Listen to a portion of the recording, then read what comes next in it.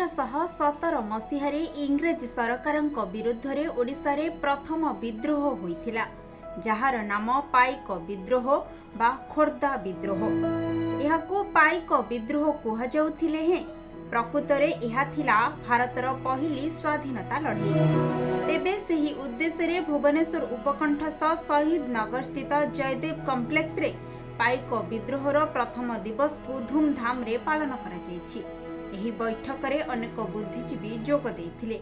आज होउची हमर आसंता 11 मार्च 2025 रे आमे जयराज गुरुंकर जो बारवाटी अटैक हेतिला 222तम तार स्मारकी उत्सव पालन करिबु कटक रे एवं सेतिपे गोटे प्रस्तुति कमिटी बैठक होउची।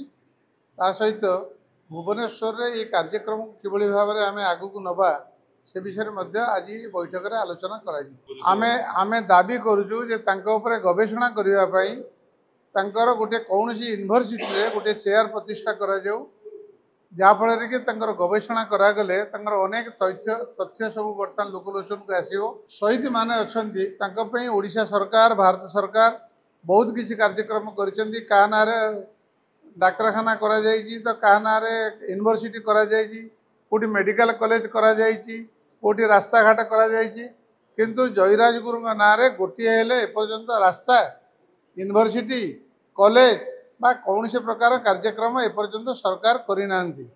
जदियो से भारत वर्षर अखंड भारतर प्रथम शहीद एवं से तंकर बलिदान देइचंती भारतर स्वाधीनता रक्षा करने पाई आशा करूचु समस्त सहयोग रे ताकु सरकार निश्चित भाव में आमर दाबी पूरण करी। भुवनेश्वर गुरुप्रसाद साहू संगीता साहू रिपोर्ट, खबर ओडिशा।